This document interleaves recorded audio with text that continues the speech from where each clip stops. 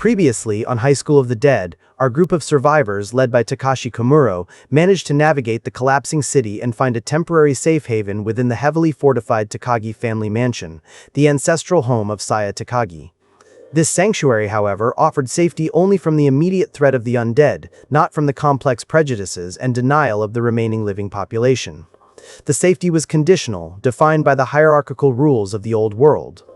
A significant source of friction arose when the mansion's older staff members attempted to enforce outdated norms, specifically by cornering Kuta Hirano and demanding he surrender the weapons, including his highly effective modified rifle, arguing such implements were not for kids.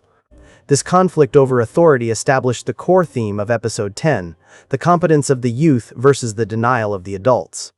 The head of the household, Soichiro Takagi, returned with his security detail, immediately asserting a brutal yet necessary pragmatism. He executed his best friend, Tetsutaro Doi, who had been bitten and subsequently turned into one of the undead. Soichiro viewed this act as fulfilling a sacred obligation to our retainer, demonstrating a commitment to honor that superseded personal grief or sentimentality. This decisive act confirmed the group's own lethal actions as legitimate in the New World, even as the broader staff struggled to accept the reality of the apocalypse. Saya, contemplating the strained atmosphere and the limitations of their conditional safety, briefly considered leaving the mansion, but Takashi offered her reassurance. The episode concluded with an ominous development. The hated teacher, Koichi Shidou, was seen aboard a school bus, leading a sensual, cult-like band of students, setting the stage for his insidious infiltration of the Takagi compound. Welcome to Best Ever Anime, your source for deep dives into the stories and analysis of the greatest anime ever created.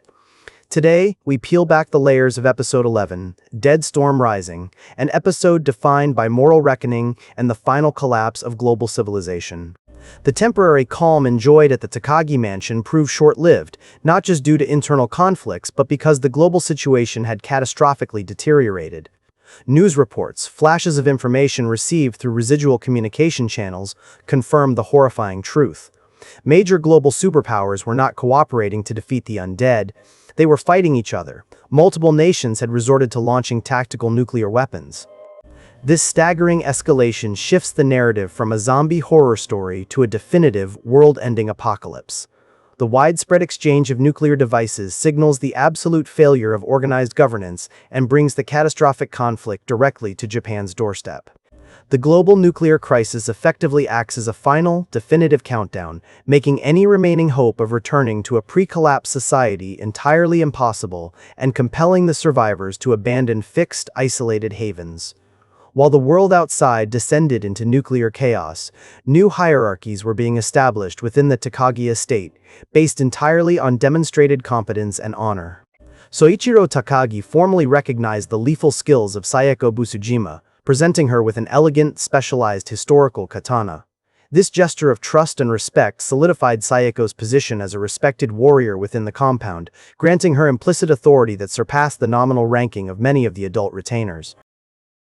This act underscores that in this new world, competence and willingness to act are valued above title or age. Meanwhile, the emotional stress of survival continued to strain the relationships within the core group. Rei Miyamoto, wrestling with fear and intense admiration for Takashi's leadership during the crisis, made a highly aggressive romantic advance. She urged Takashi to choose her, attempting to force a romantic resolution in the face of uncertainty.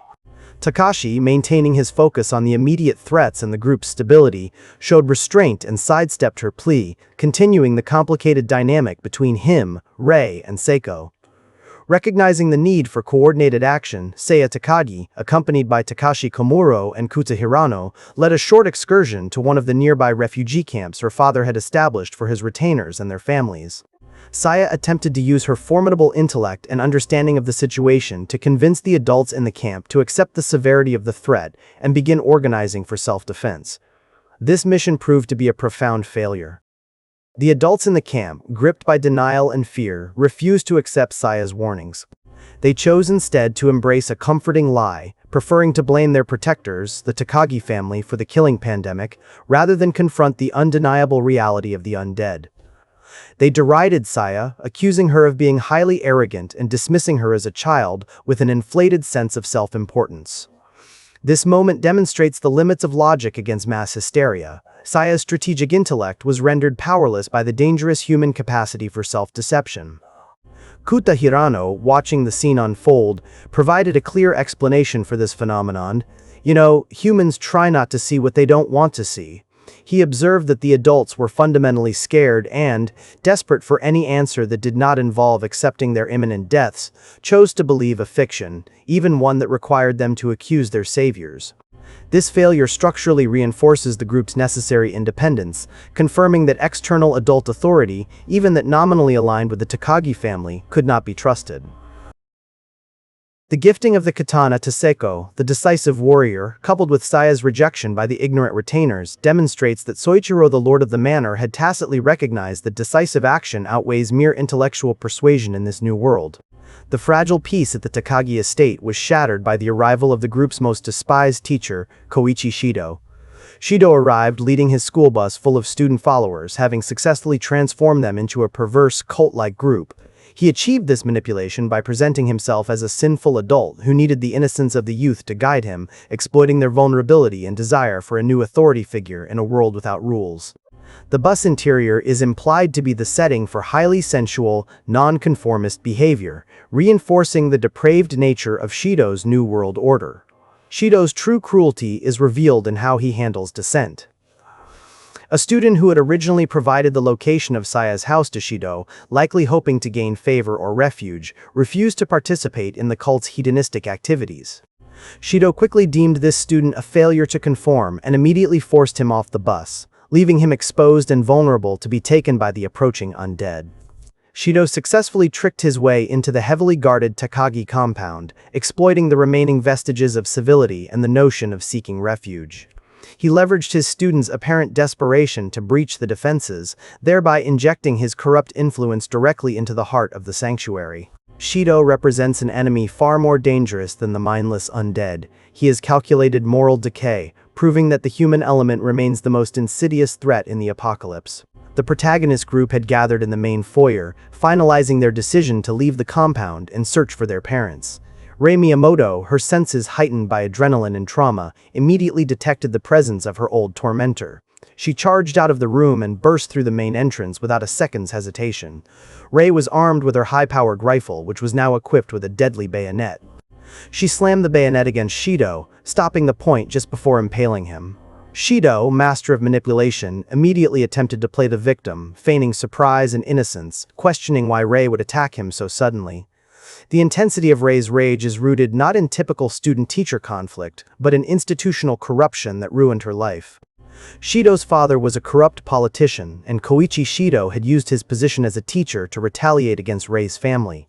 Specifically, Shidou forced Rei to repeat a grade as direct punishment for her own father's investigations into Shidou's politician father.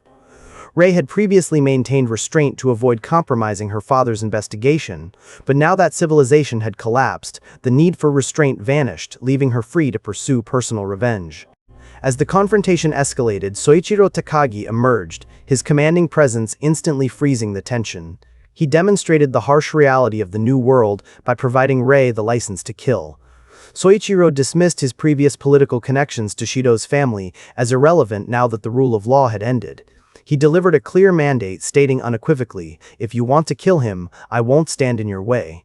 Soichiro, acting as the temporary judge and jury of the post-apocalyptic manor, deemed Shidou's pervasive corruption worthy of death, validating Rei's desire for personal honor and justice. This act underscores the complete breakdown of formal legal structures, replaced entirely by a system of personal honor and decisive judgment. As Rei held the bayonet inches from Shidou's throat, Takashi instinctively moved to intervene, but Saeko Busujima immediately stopped him. Saeko recognized this moment as crucial for Rei's personal resolution and insisted that the decision to execute or spare Shidou had to be Rei's alone. Meanwhile, Dr. Shizuka Marakawa, protecting the young Alice, gently pulled the girl close and covered her eyes, shielding her from the potential violence about to erupt. Shidou, attempting a final desperate maneuver, began taunting Rei, trying to provoke her into pulling the trigger and transforming himself into a martyr. Rei stared intensely, weighing the cost of vengeance against the indignity of his survival. She ultimately decided against killing him. Rei lowered her rifle and turned away from the confrontation, striding past her friends. She delivered her final, devastating judgment: he's not even worth killing. This was not an act of traditional mercy, but a profound display of contempt. Rei refused to grant Shidou the dignity or significance of a meaningful death, choosing instead to relegate him to irrelevance in a world full of greater threats. She asserted her moral superiority, forcing Shidou to live knowing that his survival was only due to Rei being a better human than he is. A noticeable calmness washed over Rei as she walked away, signifying the successful resolution of her long-held trauma. Soichiro Takagi, honoring Rei's verdict, immediately banished Shidou and his cult. They were forced back onto the bus and ordered to drive out of the compound and back into the chaos of the infected city. Shidou, his facade of power broken by Rei's dismissal, retreated in surprised fury, while Rei watched the bus drive away with a resolute sense of peace. The moral crises of the episode: the adult's dangerous denial at the camp, Shidou's successful infiltration, and Rei's ultimate decision confirmed that the Takagi mansion was not a sustainable long-term solution. The group's members, having resolved their most dangerous internal human conflict, finalized their earlier decision to leave the compound and venture back into the treacherous urban environment to find their remaining parents and loved ones. Episode 11 functions as a crucial transition point, ensuring the survivors have faced and defeated their inner ethical conflicts just as the ultimate external threat arrives. The episode concludes with final confirmation of the global catastrophe. News reports vividly describe the widespread use of tactical nuclear weapons, cementing the collapse of organized civilization and ensuring that the final journey back into the city will be fraught with not only the danger of the undead, but the fallout of a nuclear war. The global nuclear threat replaces the localized zombie threat as the immediate driver of the plot, creating extreme urgency for the group's departure. Thank you for joining us for this deep dive into High School of the Dead, Episode 11, Dead Storm Rising. If you enjoyed this analysis, be sure to subscribe to Best Ever Anime for more hyper-detailed explorations of the greatest stories in animation. Join us next time as we cover the season finale, where Takashi, Rei, Saeko, Saya, Kauta, and Shizuka must confront the final wave of destruction and search for life amid the ashes.